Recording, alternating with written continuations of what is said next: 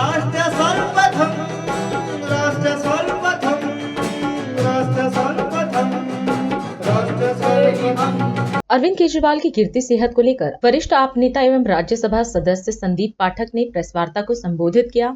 इस दौरान आप नेता ने कहा कि सीएम केजरीवाल को पिछले 30 सालों से डायबिटीज है और 3 जून से 7 जुलाई तक 34 बार सीएम केजरीवाल का शुगर लेवल 50 या 50 के नीचे गया है, जो कि चिंता का विषय है।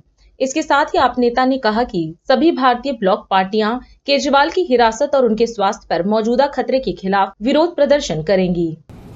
जैसा कि आप सभी को और मेरे ख्याल से पूरे देश को ये मालूम है कि अरविंद केजरीवाल जी एक सीवियर डायबिटिक पेशेंट है और डायबिटीज़ की समस्या लगभग 30 साल से उनके साथ चल रही है।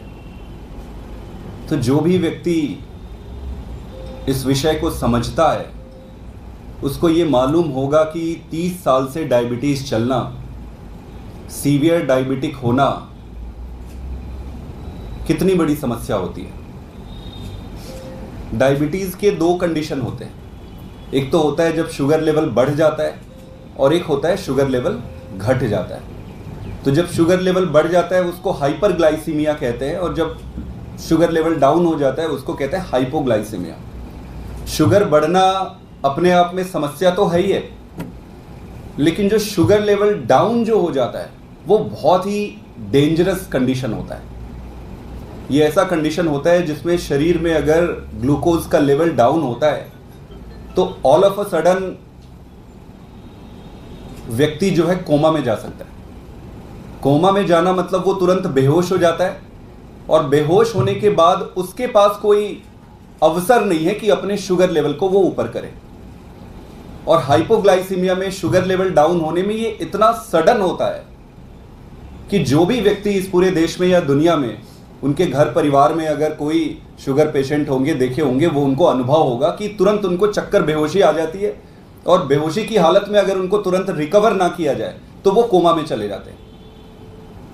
पिछले कुछ समय में 3 जून से लेकर 7 जुलाई तक 34 टाइम्स अरविंद केजरीवाल जी का शुगर 50 के लेवल से नीचे गया है या 50 तक गया है, जो कि काफ़ी चिंताजनक विषय है। और ये चिंताजनक अगर वो एक व्यक्ति होते तो अलग बात होती। वो इस देश के चुने हुए मुख्यमंत्री, लोकप्रिय मुख्यमंत्री हैं जिस पर इस देश के आने वाले राजनीतिक भविष्य पर भविष्य टिका हुआ है। ऐसे व्यक्ति जिसको लाखों करोड़ों लोग अपना आदर्श मानते हैं, ऐसे व्यक्ति को इस तरीके से फ्लक्चुएटिंग स्टेट ऑफ शुगर में जेल के अंदर बंदी बनाकर रख दिया जाए, छोड़ दिया जाए, ये बहुत ही गंभीर विषय है। आपको ये मालूम ही होगा कि स्पेशल पीएमएलए कोर्ट ने और फिर सुप्रीम कोर्ट ने जिस तरीके का जजमेंट दिया है, और खासकर मैं आपके माध्यम से आपके सभी व्यूअर्स को जो सुन रहे हैं उनको बताना चाहूँगा कि पीएमएलए में बेल ऐसे नहीं मिलता है।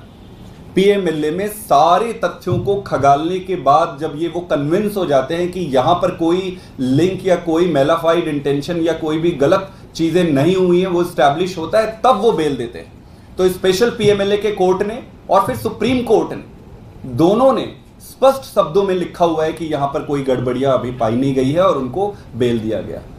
पूरे देश और दुनिया के सामने इतने ब्लेटेंट तरीके से सीबीआई भेजकर उनको फिर गिरफ्तार कर लिया जाता है। भाई, क्या न्याय दिलाना उद्देश्य है? मैं आपसे पूछना चाहता हूँ, क्या न्याय दिलाना उद्देश्य है इन एजेंसियों का? अगर एजेंसियों का न्याय दिलाना उद्देश्य नहीं है तो उद्देश्य क्या है? क्या ये आपको स्पष्ट नहीं लग रहा है कि केजरीवाल जी को जबरदस्ती बंद करके उनको प्रताड़ित करना, उनके जान के साथ खिलवाड़ करना, ये बड़ा ऑब्वियस सी चीजें दिख रही है। पर यह समझने वाली बात है कि ये कोई एक व्यक्ति का मामला नहीं है, ये किसी एक पार्टी का भी मामला नहीं है, ये हमारा मामला नहीं है, ये देश की व्यवस्था का मामला है। अगर इस तरीके से राजनीति होगी तो कोई राजनीति में क्यों आएगा? कोई राजनीतिक दल बनाने की चेष्टा क्यों करेगा? कोई क्यों ही ऐसे इतने बड़े बड़े नेक्सस के खिलाफ लड़ने की चेष्टा करेगा? तो प्रश्न देश की व्यवस्था का है, प्रश्न अरविंद केजरीवाल अकेले का नहीं है, प्रश्न आम आदमी पार्टी का नहीं है। प्रश्न इस देश की व्यवस्था का है। प्रश्न एक तानाशाह के तानाशाही को रोकने का है। इसलिए इंडिया अलायंस के सभी घटक दलों ने इस पर विचार किया, इस पर बात हुई, बात होकर आम सहमति बनी कि प्रश्न किसी एक पार्टी का नहीं है, किसी एक व्यक्ति का नहीं है, देश का है। देश की व्यवस्था को इस तरीके से किसी एक व्यक्ति की मर्जी पे छोड़ के देश को बर्बाद नहीं कर सकते। तो 30 जुलाई को जंतर मंतर पे एक प्रोटेस्ट रखा गया है। इस प्रोटेस्ट में इंडिया अलायंस के सभी घटक दलों ने इन प्रिंसिपल सहमति जताई है।